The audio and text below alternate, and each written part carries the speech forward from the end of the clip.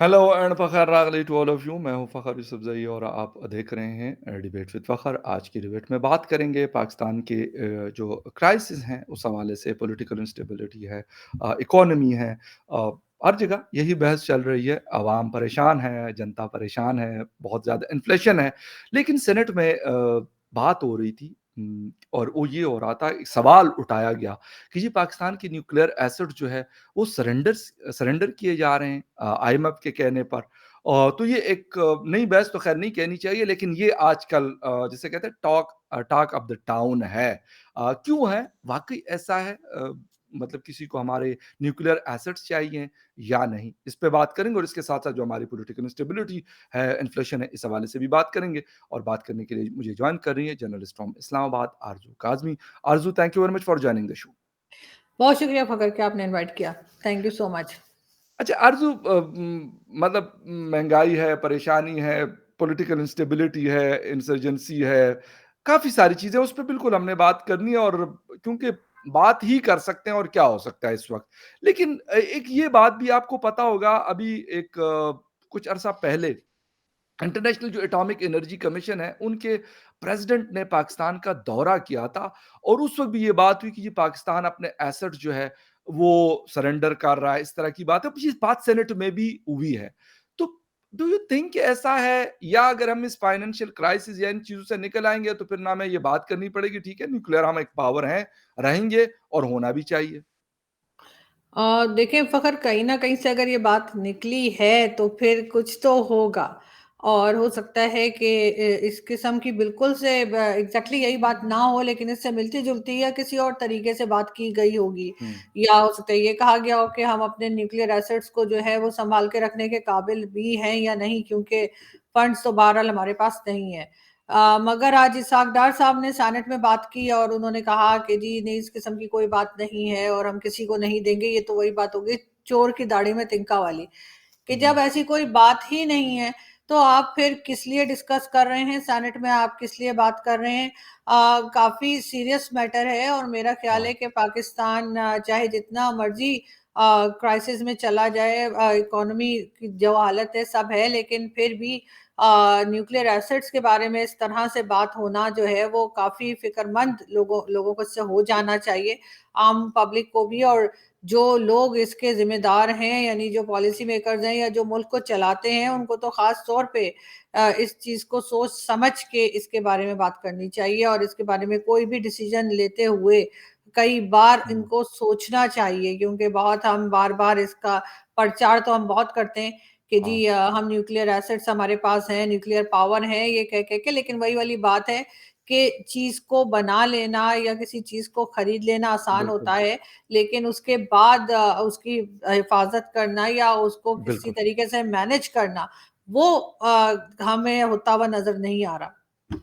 बिल्कुल सही है, क्योंकि जब आपकी मुल्क के अंदर पॉलिटिकल इंस्टेबिलिटी बढ़ती जाती है तो उसका जो असर है वो बाकी चीज़ों में भी होता है। यानी जिस तरीके से इस वक़्त एक सियासी बहरान है और वो जैसे-जैसे बढ़ेगा, उसके साथ बदअमनी और इंतशार और ये इंसर्जेंसी, इसमें आरज़ू ऑटोमैटिकली इज़ाफ़ा होता है। ये कोई भी मुल्क हो, पाकिस्तान ना हो, दुनिया का बड़े से बड़ा, मज़बूत से मज़बूत मुल्क हो, वहाँ पे भी ये चीज़ हमें देखने को मिल सकती है। लेकिन क्या हम ये सोच रहे हैं कि यार हमने इन चीज़ों को ठीक करना है, बेहतर करना है? यकीनन हमारे अलावा कोई बाहर से तो आएगा नहीं कि वो आके वो हमें ठीक करके दे देगा और कहेगा चलो बेटा अब ठीक हो गया, अब आप चलाओ ये गाड़ी। बिल्कुल ऐसा ही है, लेकिन ऐसा नहीं है कि पाकिस्तान जो है वो ठीक नहीं हो सकता या बिल्कुल, हमारे पास लोग नहीं हैं या हमारे एग्ज़ैक्टली। पास रिसोर्सेज नहीं हैं। ये तो बहुत बार हमारे इंडियन दोस्त भी कह चुके हैं कि मिसमैनेजमेंट की तरफ उन्होंने इशारा किया है और कहा है कि जी जो मैनेज ठीक से नहीं किया जा रहा है हुँ, कंट्री को, इस वजह से ये हालत है। तो अगर जिन लोगों को काम आता है, जिन जो लोग कर सकते हैं, जो इस काबिल हैं कि वो सही डिसीजंस ले सकें और सही एडवाइस कर सकें, जब तक उन लोगों को आगे नहीं लाया जाएगा, पाकिस्तान की यही हालत रहेगी। और मेरा ख़्याल है कि ऐसे लोगों को लाना चाहिए। और हर चीज़ में जो एक बीमारी है हमारे यहाँ रिलीजन को लेकर चलने की, तो उसको मेरा ख़्याल है रिलीजन को हमें एक साइड पे रखना होगा और उसके लिए हमें उन्हीं लोगों को आगे लाना होगा, चाहे वो किसी भी रिलीजन से बिलोंग करते हो, कुछ भी उनका फेथ एग्ज़ैक्टली। हो।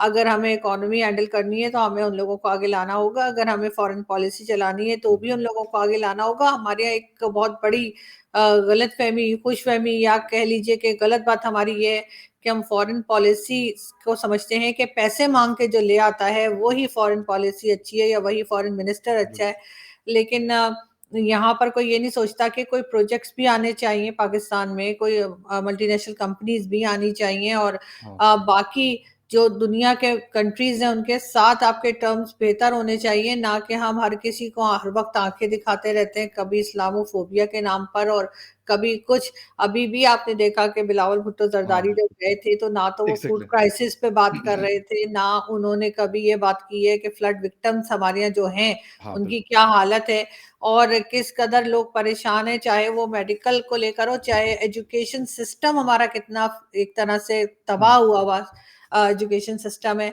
लेकिन या कोई आए, पाकिस्तान में आए, मल्टीनेशनल कंपनीज आए, वो उनको किसी तरीके से ट्रैक करते कि जी आप आइए, यहाँ पर आपको नुकसान नहीं होगा, अपनी कंपनीज लगाइए, जो भी मतलब तरीका होता है एक फॉरेन मिनिस्टर का किसी भी दूसरी कंट्री के कंपनीज को ट्रैक करने का, वो उस पर कभी बात नहीं करते।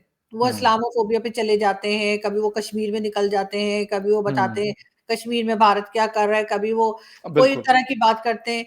तो ये बहुत बड़ा इश्यू है पाकिस्तान में। हम अपने इश्यूज की तरफ, अपने प्रॉब्लम्स की तरफ बात ही नहीं हुँ। करते। हमें हर वक्त वही पुराना चूरन बेचने की आदत पड़ चुकी है, जिसे लोगों ने अब खाना भी छोड़ दिया है।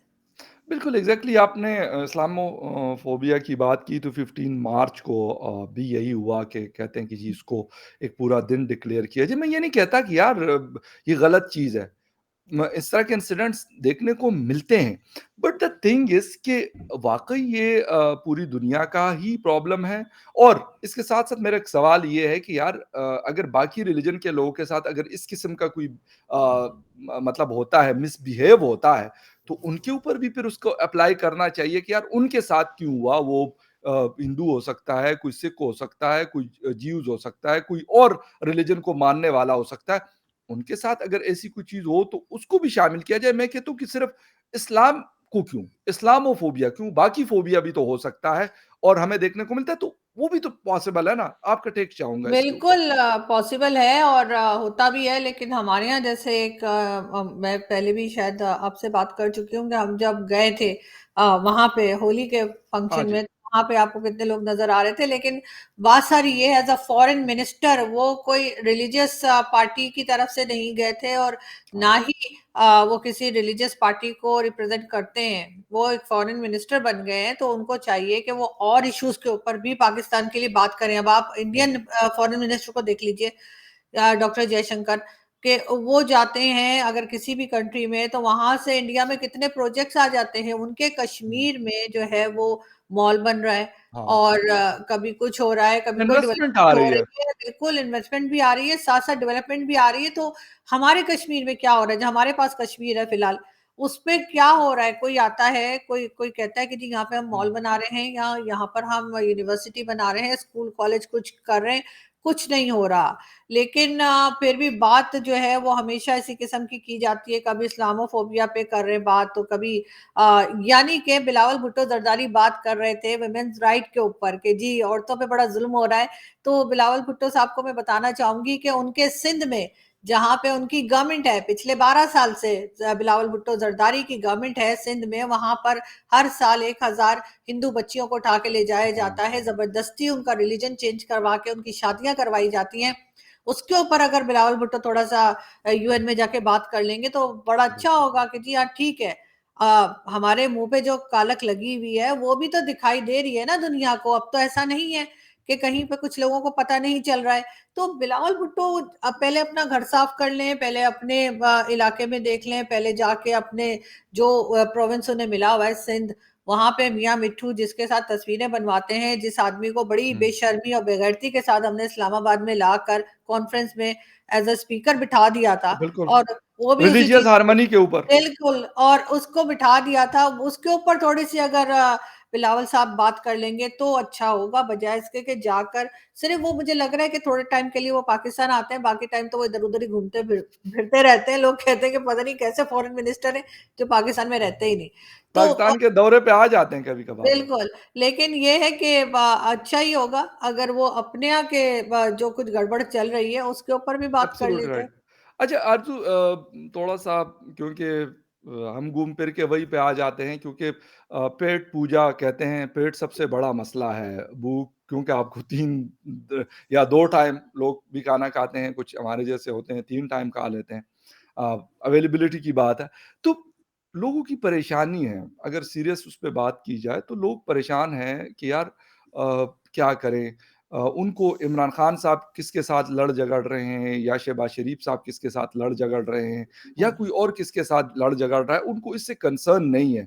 उनका कंसर्न ये है कि यार मुझे कौन फैसिलिटेट करता है, मुझे कौन रिलीफ दे रहा है। लेकिन लगता नहीं है कि कोई इमरान खान साहब के जाने के बाद ये जो आए हैं, तो ये उनसे भी भारी साबित हो रहे हैं हम सबके ऊपर। बिल्कुल ऐसा ही है, और लेकिन प्रॉब्लम सारी यही है कि आईएमएफ की इन्होंने बहुत सी कंडीशंस जो हैं उसको मान लिया है, लेकिन वो नई-नई कंडीशंस जो लगाते जा रहे हैं। महँगाई का जो हमारे लोग बैठे हुए हैं, यानी कि जो गवर्नमेंट है या जो गवर्नमेंट से इवन निकल भी गए, चाहे इमरान खान ही क्यों ना हो, हुँ, उन्हें तो कोई फ़र्क पड़ता नहीं है। पैसा बहुत है उनके पास, हर तरफ से फंडिंग भी आ रही है, तो आम पब्लिक को कुछ भी हो रहा हो, उन्हें उससे उन्हें कोई उनकी सेहत पे असर पड़ता नहीं है।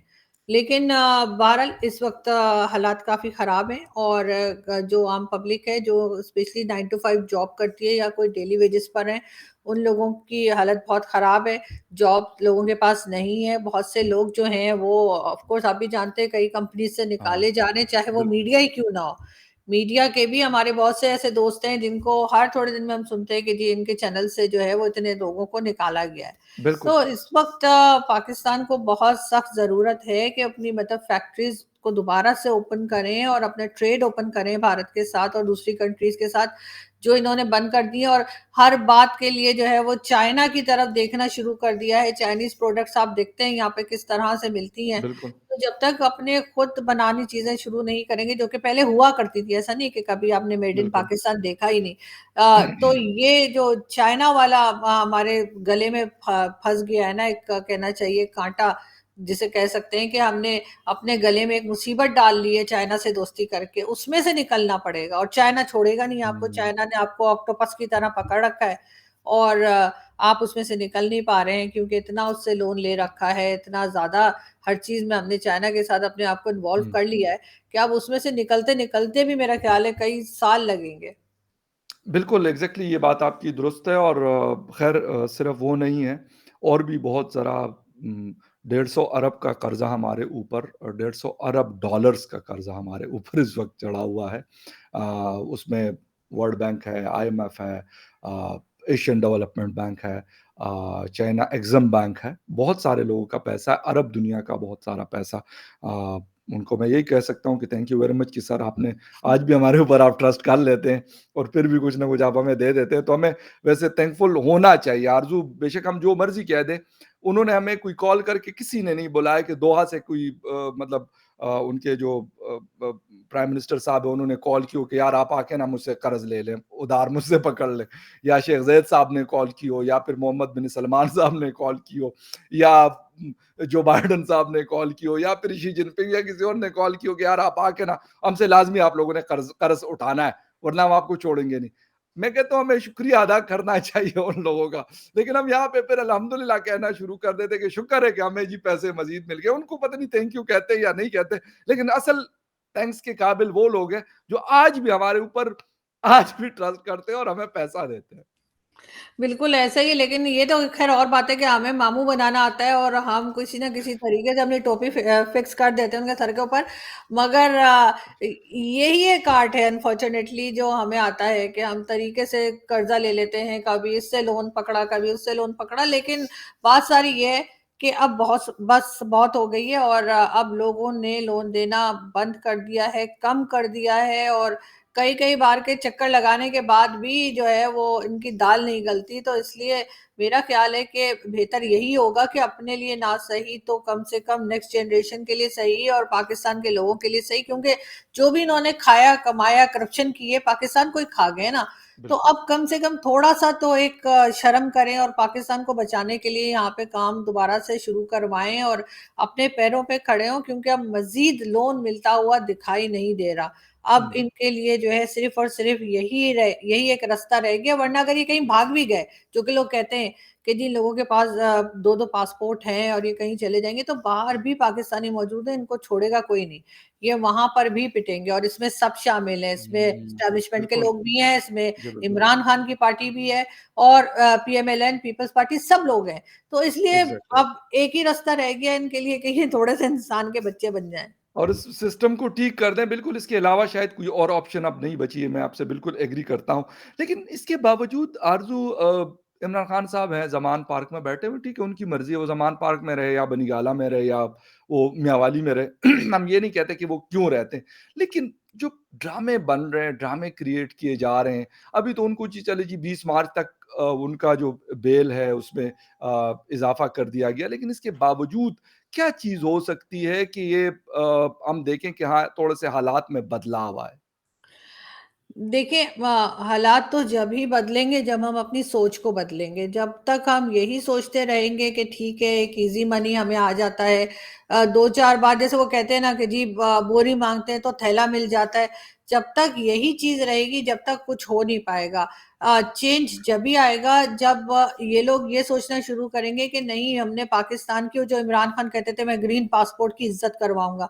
तो जब तक ये ग्रीन पासपोर्ट की रिस्पेक्ट इसी तरीके से हो सकती है कि जब हम लोगों से पैसे माँगना बंद करें, जब लोगों को हमारी ज़रूरत हो, जब हम भी किसी के काम आ सकें या लोगों को ये लगे कि हाँ, हमसे भी उन्हें कोई फ़ायदा हो सकता है। जब तक ये चीज़ नहीं होगी, जब तक पाकिस्तान आगे नहीं बढ़ पाएगा और ना ही वो जो हर प्राइम मिनिस्टर आके कहता है कि जी हम ग्रीन पासपोर्ट की इज़्ज़त करवा देंगे, हर प्राइम मिनिस्टर आके कहता है हम सिर्फ़ लोगों को तड़ियाँ लगाते हैं, हम सिर्फ़ लोगों को ये बताते हैं कि जी पाकिस्तान जो है वो इस्लाम के नाम पे बना था। अच्छा ठीक है, बन गया, हो गया ना। अब आप काम करेंगे तभी आगे बढ़ेंगे, सिर्फ़ ये बात करके कि जी रिलिजन का नाम इस्तेमाल करके आगे नहीं बढ़ा जा सकता और रिलिजन का जो मिसयूज़ पाकिस्तान में होता है शायद ही कहीं होता हो। लेकिन बहुत से लोग ऐसे हैं, हमारे इकोनॉमिस्ट भी हैं, हमारे एजुकेशनिस्ट भी हैं और पॉलिटिशियंस भी हैं और बहुत से लोग फ़ौज में और एस्टेब्लिशमेंट में भी ऐसे लोग होंगे यकीनन, जी। जो कि एक बेहतर पॉलिसी बना सकते हैं जिसमें आपकी जितनी नेबरिंग कंट्रीज़ हैं, चाहे ईरान हो, इंडिया हो या अफ़गानिस्तान हो, उनके साथ आपके टर्म्स बेहतर होने चाहिए। ये एग्ज़ैक्टली। लड़ाई-झगड़ा और हम जी दिल्ली पे कब्ज़ा कर लेंगे और हम अफ़गानिस्तान पे ये कर देंगे, लोगों के कामों में इंटरफेयर करना बंद करना होगा पाकिस्तान को, दूसरी कंट्रीज़ में जा जाकर अपने काम से काम रखेंगे, तभी बेहतर होगा और तभी इसको सँभाला जा सकेगा। बिल्कुल आरज़ू आपकी बात बिल्कुल सही है कि हमें अपने नेबरिंग को सबसे पहले तो अपने घर को हाउस इन ऑर्डर करना ज़रूरी है। ये जो जिसे कहते हैं कि ये लड़ाई, झगड़ा, फ़साद, दंगा, जितनी भी चीज़ें हैं इसको ख़त्म करना पड़ेगा। इसके अलावा हमारे पास कोई रास्ता नहीं, आपस में बैठना पड़ेगा, इंटरनली भी और एक्सटर्नली भी। फिर उसके बाद सोचा जा सकता है, दूसरे का भी ख़्याल करना है, अपना भी ख़्याल करना है। अगर ये करेंगे तो शायद फिर 5 साल, 10 साल के बाद हो सकता है कि हम कोई स्टेबल पोज़ीशन पे आ जाएँ। वरना फिर यही होता रहेगा जो आज हम देख रहे हैं, हमारी जो नेक्स्ट जनरेशन आएगी अफ़सोस के साथ, लेकिन मैं कहता हूँ कि शायद उनको भी इससे बदतर पाकिस्तान हम दे दें, क्योंकि हमारे पेरेंट्स ने जो हमें दिया वो थोड़ा-सा इससे बेहतर था और जब हम नेक्स्ट जनरेशन को दें शायद वो इससे खराब हो। देना नहीं चाहिए, लेकिन अफ़सोस के साथ सिचुएशन ऐसी है। अब देखते हैं कौन इसको कैसे इस सिचुएशन से मुल्क को निकालता है, अवाम को रिलीफ़ देता है। हम इंतज़ार करेंगे। थैंक यू वेरी मच आपके टाइम का and viewers, thank you very much for watching debate. फ़खर यूसुफ ज़ई, किसी और डिबेट में फिर मिलेंगे, तब तक के लिए टेक केयर एंड बाय।